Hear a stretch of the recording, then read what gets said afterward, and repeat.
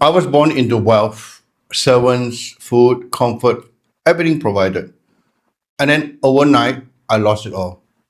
This is not a Wing Chun story yet. This is the story of a child who learned pain before discipline. I was born into a very wealthy family. My grandfather was one of the richest landowners in Malacca. He came from China. He had four wives and many children. As a child, I lived in my grandfather's house. Servants, nannies, food on the table every day. Everything was provided. But wealth does not mean peace. My father was the second son. He married my mother when she was only 15 years old. At 16, she gave birth to my elder brother. At 17, she gave birth to me. At 18, she gave birth to my younger brother.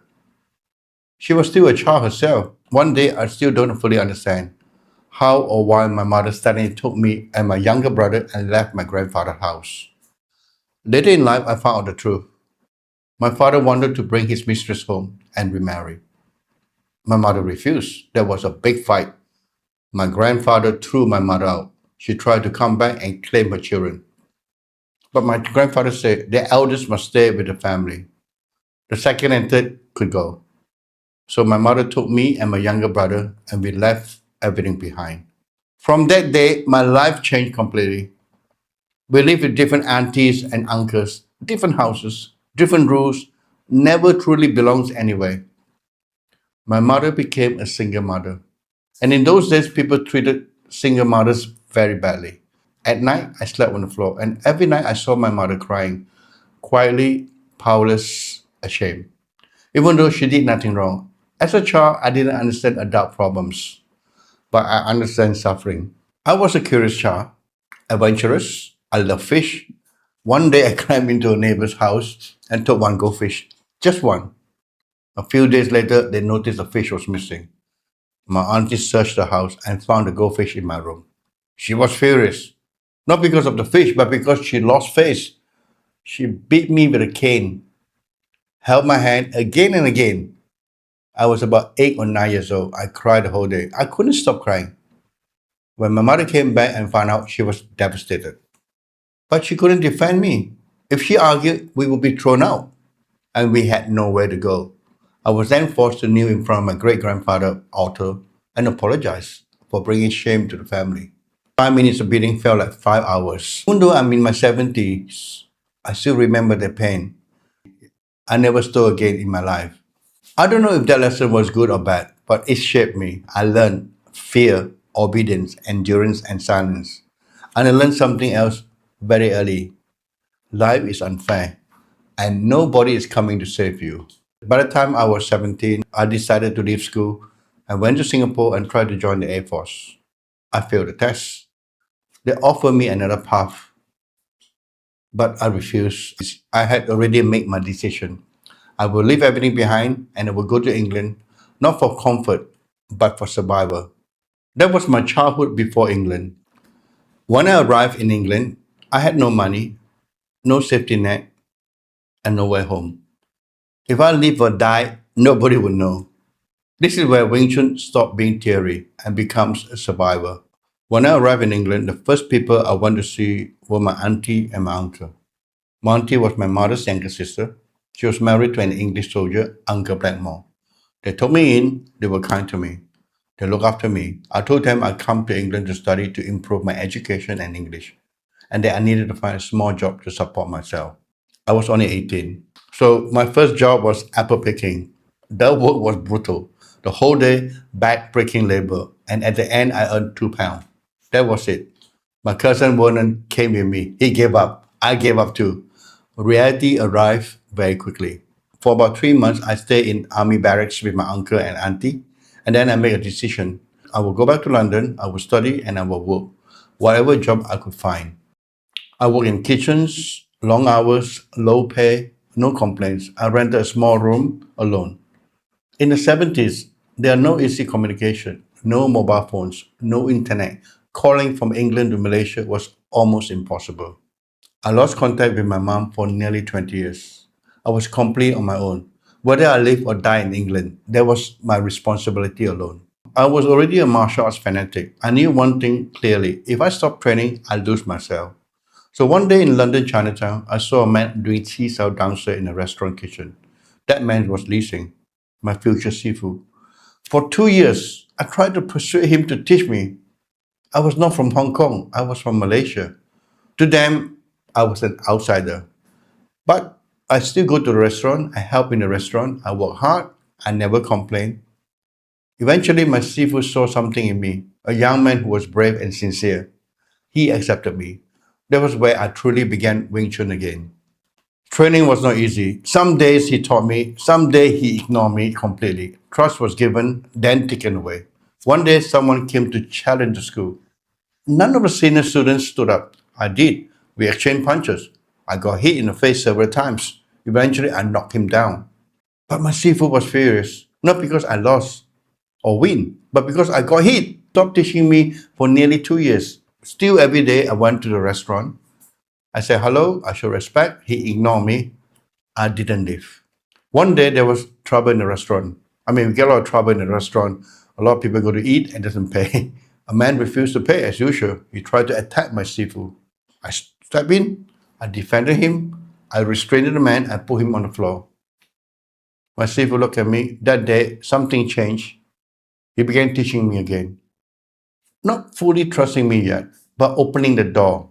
Eventually, he allowed me into his home. He let me train on his wooden dummy. It's a big deal, something extremely rare at that time. Many students became jealous. Some accused me of being a foreigner. Some even called me a spy. That was the era we live in. 70s and 80s, Soho was a wild place. Police largely ignored Chinatown, especially if you were Chinese. Strikes were everywhere. The Hong Kong gang, 14K, is the biggest. Then Water Margin, Singapore gang, Vietnamese gang, gambling, prostitution, violence, all open.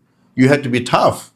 I became known as one of the toughest fighters in London Chinatown, not because I wanted trouble, but because trouble always came. Eventually, I got a job at a nightclub. Life became more stable. I started teaching. Thanks to Bruce Lee, my Kung Fu uncle, martial arts and Wing Chun exploded in popularity. My school filled up.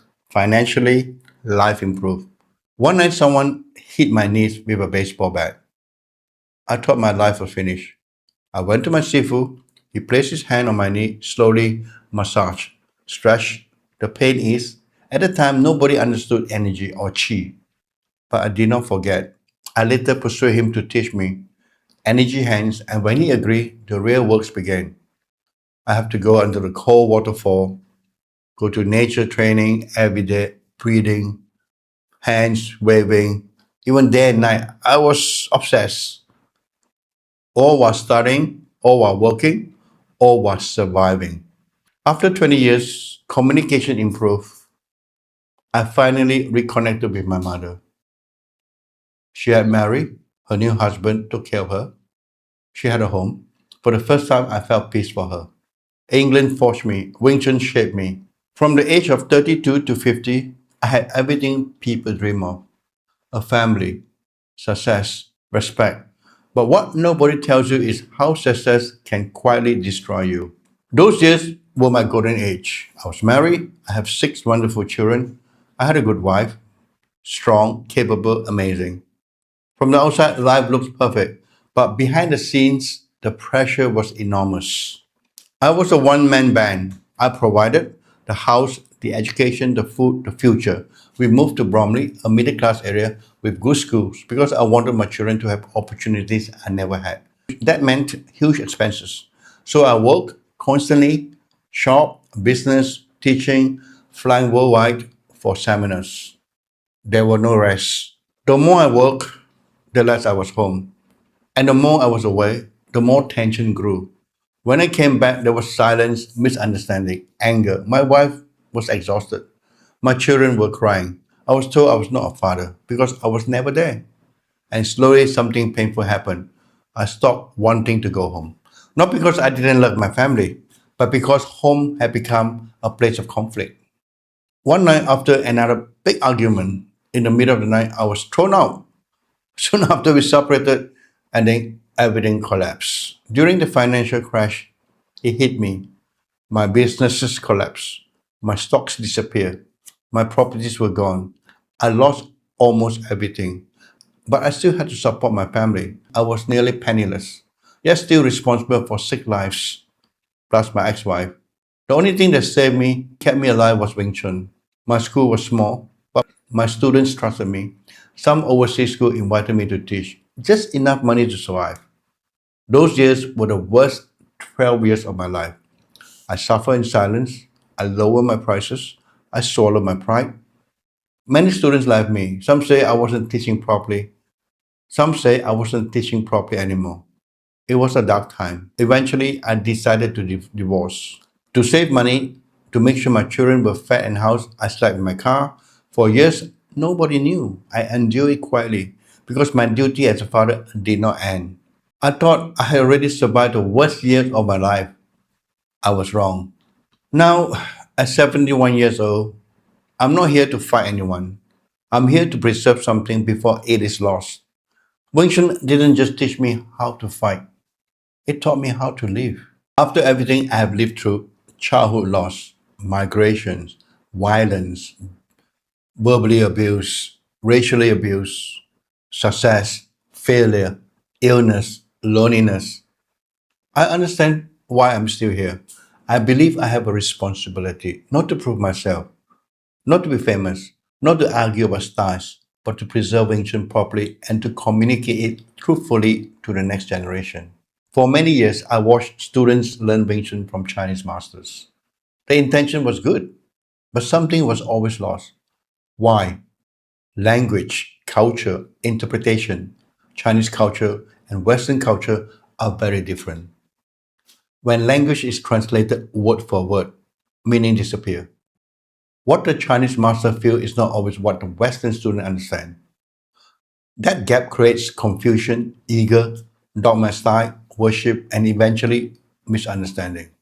I have lived in Chinese culture, Western culture, Malaysian and Singaporean culture, European and American culture, Japanese discipline and mindset.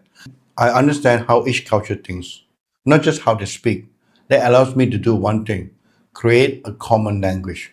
Not Chinese Wing Chun, not Western Wing Chun, but human Wing Chun.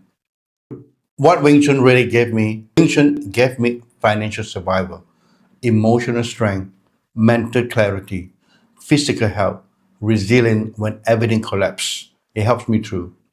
Very good family time, very painful family times, taking care of my children, supporting my mother as she aged, surviving illness and isolation. Wing Chun was never just about fighting, it was a life system. One thing I must say clearly, there's no such thing as one style being the best. Wing Chun is all styles. A man does not lose because of his style. He loses because he trained less, he trained wrongly, he had a bad day, or the other man prepared better. Styles do not fight. Human beings do. The human beings are always changing. What's my message for the next generation? The world ahead is not easy. Life is up and down. Always has been. Always will be. Many people quit when life goes down. I didn't. Why? Because Wing Chun taught me resilience, structure, calm under pressure, belief in myself, and because I had angles. Now I'm 71. I will be 72 this year, year of the horse. I believe this will be a strong year. With modern technology, with YouTube, I can finally speak directly from my heart. No politics, no lineage war, no noise, just truth. I'm not here to compete with anyone. I'm here to share what I have learned before it disappears. Wing Chun gave me my life. Now I give Wing Chun back. Not to one group, not to one culture, but to the world.